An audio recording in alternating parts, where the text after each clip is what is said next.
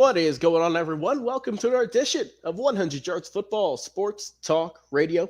I'm going to be your host and producer this afternoon, Logan Landers. And join me to talk about the current 2024 Alabama Crimson Tide coaching staff and all the things that have been happening there in Tuscaloosa over the past few weeks. An old familiar face has once again popped back up on 100 Yards Football. We are so excited to have him back on after a long absence, but he is back. The one, the only Coach Kevin the Bull Jones. How you doing this afternoon, Coach? Been quite some time.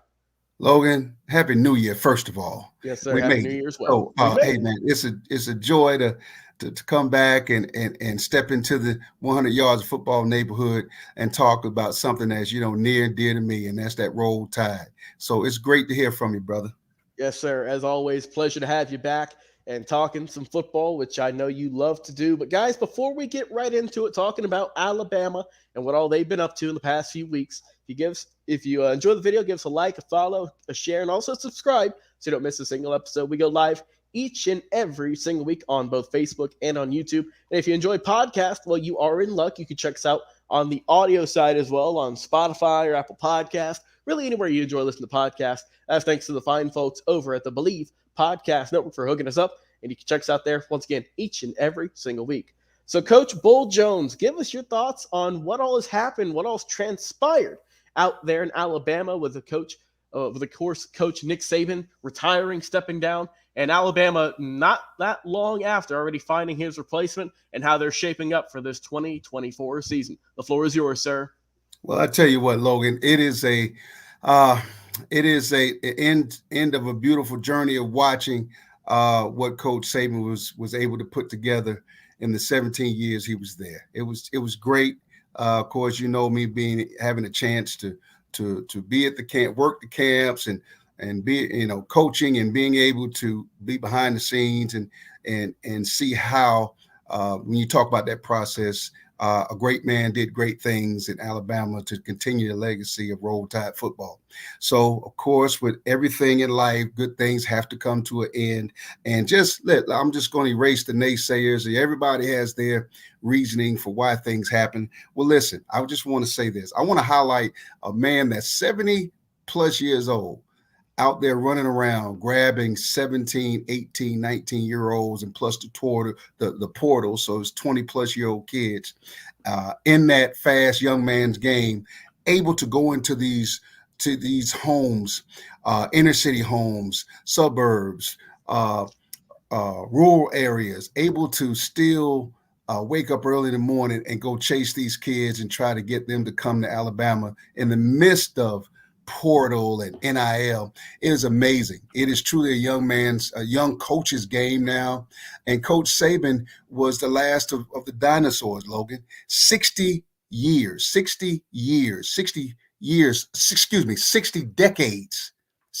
decades of coaching football, even to the highest level in the NFL. So he's done it all. So for a man of that magnitude to still be able to capture the hearts and minds of five-star young kids.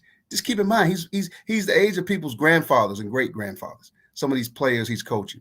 So for him to be able to do that at a high level, I mean, there'll never be anybody else like him. I know folks probably said it after Coach Bear Bryant left, but then, of course, Coach Saban came and the rest was history. So with that being said, there is a change now in Tuscaloosa. And the culture of Tuscaloosa football, of Bama football, word is out, it might change. Of course, folks like me don't want it to change, but there are just things that are happening so fast that we have to embrace change. And if you're a true Bama fan, you have to rock with it. It is the new norm for collegiate football. And so now we got new coaches. The DeBoer era, the Coach DeBoer era is in Tuscaloosa. And yes, for the faithful, it's hard for us to embrace, but Logan, we got to embrace it. And there are a host of new coaches there. There's some that I was hoping would stay. Okay. And then there's some that I'll admit that I'm surprised they're still there. But when it's all said and done, I have to say that The biggest fish that got away was Coach T-Rob, Tavares Robinson. I mean, I love the man. I've known him for years. He's a true SEC guru. Uh, Coach Saban loved him. And I say that emphatically because I understand, you're coaching the same position. You're working with Coach Saban every day in the defensive secondary. And that's Coach Saban's baby. Everybody knows it. But T-Rob was that close to him. And if Coach Saban allows you to get that close to him in the field that he was still coaching at 70 plus years old, that means a lot. But Logan, for him to not make it onto the Bama staff because of whatever reason, and I don't say that in a negative way. I just know that when you're good at something, everybody is going to try to get you. So I think that's the big fish that got away, and that really concerns me. Coach Roach, Freddie Roach, is still there. Did a heck of a job with the D-line. He is a former player there. He is Alabama through and through. Coach Gillespie, Robert Gillespie, another name that's synonymous with SEC football. He's been everywhere. There aren't many places in the Southeast that Coach Gillespie can go that people don't know him. I mean, that's just how big his name is and the work, his body of work. So even though we lost T-Rob, we still do have two coaches on staff that are pretty good at what they do. Now, for the new staff that's coming in, my greatest concern, Logan, was will these guys, and Dr. Greg Byrne even said it. He said, listen, your new guys on your staff, Coach DeBoer, you need to make sure these new guys on your staff understand what grits are and what sweet tea is. That is important in the South. Let's not get it twisted. Don't get it twisted. It is everything about the Deep South. And if you don't know, then there was a guy over there at Auburn by the name of Brian Harrison who didn't know that. And he, that story was what it was. He was in and out very quickly, like UPS mail. So, now we have coaches that are coming in, and I'm going to give, as bad as it hurt me that some coaches are not staying, I will give kudos to the two people that he's brought in, especially his offensive coordinator, Coach Grubb. He's a hell of a coach. He was at Indiana. He was with him at Washington, a great OC. He's going to spread that thing out. And he's a student of game, but he knows how to prepare for sudden change. And Logan, that is the paramount bit of all this collegiate football, NFL, being able to prepare for sudden change. Can you make those adjustments in game that are going to help you, get over the top with the team that you're facing? And Coach Womack, and I'm familiar with Coach Womack, definitely so. South Alabama, also Indiana ties, also some Ole Miss ties, and he's been around the Deep South, so he's got two good guys. Logan, the OCs are just those are good guys. Every Bama fan would, probably scratching their head if they don't know of those two guys. But let me give you this: go back to when Coach DeBoer was at Indiana, and Coach Grubb was at Indiana. And Michael Penix was at Indiana. Do you remember how they were torching people and shocking the world out there in Indiana? And everybody was going, what the heck is going on? Well, those guys were behind the scenes making the scoreboard light up for Indiana. And so now both of those guys have become head coaches, been successful. And so, Coach Grubb hasn't been a head coach, but he is an offensive mastermind. And that is what Alabama needs. We need somebody who's going to be able to spread that ball around. So as it stands, I think that Coach Womack and Coach Grubb coming is a definite asset. I think that is what will hush some Bama fans, not everybody. Logan, it's not going to happen all the way around. And all it takes is the first two games, and everybody will compare DeBoer to Coach Saban. Unfortunately, I think that's not fair. Give him his shot. He earned it. He beat some really good teams. Am I happy that Coach Saban is gone? Not at all. My feelings are hurt too. But it's part of life, okay? 72 is 72. And a familiar line that I've learned, my new slogan is life is lifing. Life is lifing, Logan. So Coach Saban wants to live a little more life at 72 years old. I can't knock that. Certainly, both you and I definitely agree that he's done all he could do it in Tuscaloosa, and my hat's off to him. And yeah, like we were saying before we got on air, yeah, I'm taking the ribbon pretty bad, man. The Georgia folks tear me up. They tear me up, but deservedly so. But one thing I can say, that the last win that Coach Saban had. I know where you're going with this one, Coach. Okay, yeah, you know where I'm going. I know where you're going with it. He had to spank the baby one last time. He had to spank his son. No, I love Kirby Smart, and he's a product of all of his success, and his personality is also just kudos to what he learned under Saban. And the hardest thing in the world is your first job as a head coach. I don't care what level you are. The first time you're a head coach, and understandably so, who you learn to coach the game from speaks mountains of who you are and how successful your program could possibly be. So quite naturally, Coach Kirby, that game against his mentor, Coach Saban, man, and I was there. My daughter and I were there. We were at the SEC championship game. Never thought that would be the last time I saw Coach Saban on the field. But guess what? I salute him. And I have to give, if you're a true Bama fan, you have to give Coach DeBoer his shot. Let's give it to him. Let's give it to him. He is a good coach now.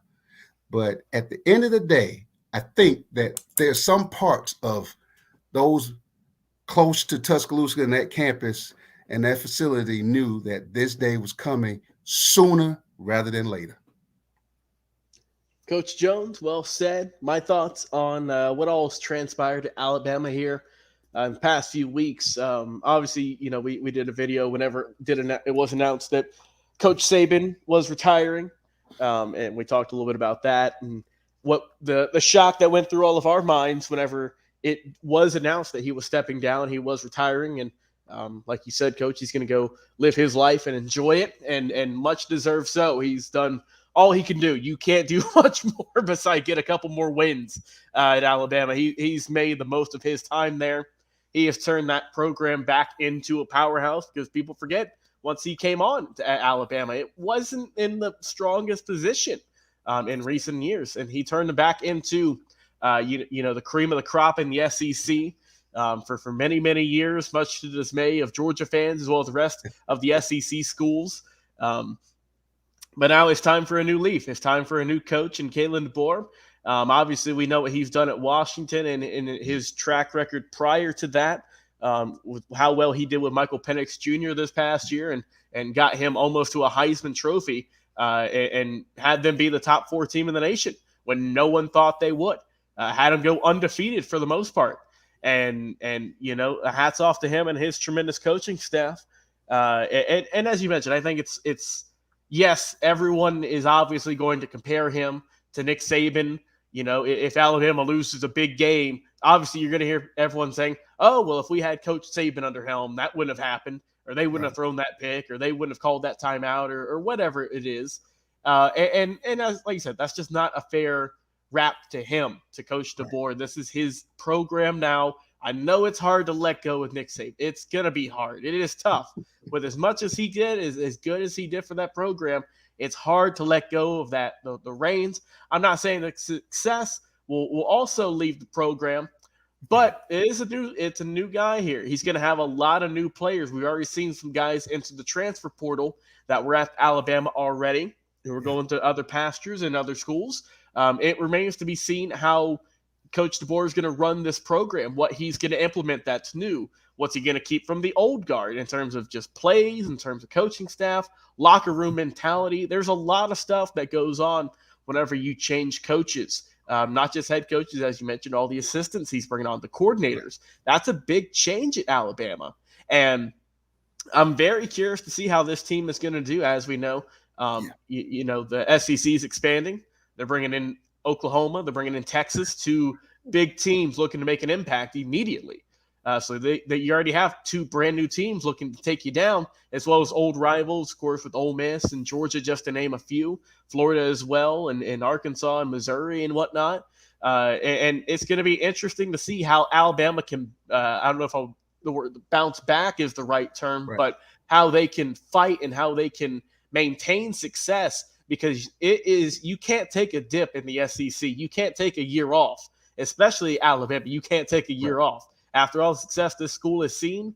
You have to keep that winning pedigree alive. Now, do you have to go undefeated? Do you have to win a national championship year one? I don't believe so. That's a high feat. I get you have high standards. That you're the New York Yankees of college football, but you have to look at it through real world glasses. You have to look at it, the glass half full mentality of, okay, look, this is a big turnover here. A lot of brand new guys. What can we do to set them up for success, not just in year one, but for their entire college careers, both on and off the field? It remains to be seen. But Coach Jones, I'm looking forward to seeing what Coach DeBoer, the rest of the coaching staff at Bama can do in this upcoming 2024 season. It's going to be interesting to see just what all changes at Alabama. Please give your final thoughts, sir, and we will wrap things up. One great nugget I'm going to leave with all the Bama faithful. I want you all to hear this. Look at this beautiful face of what I'm about to say. I had to get that out. There we Listen, he won.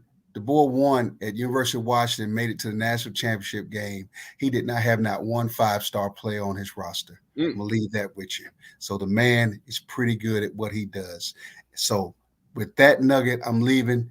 Hold on. It's going to be some rough waters, but we can, as we've proven in before, the tide still will rise and we'll still roll tide. Well, sir. Well said, Coach. Well said.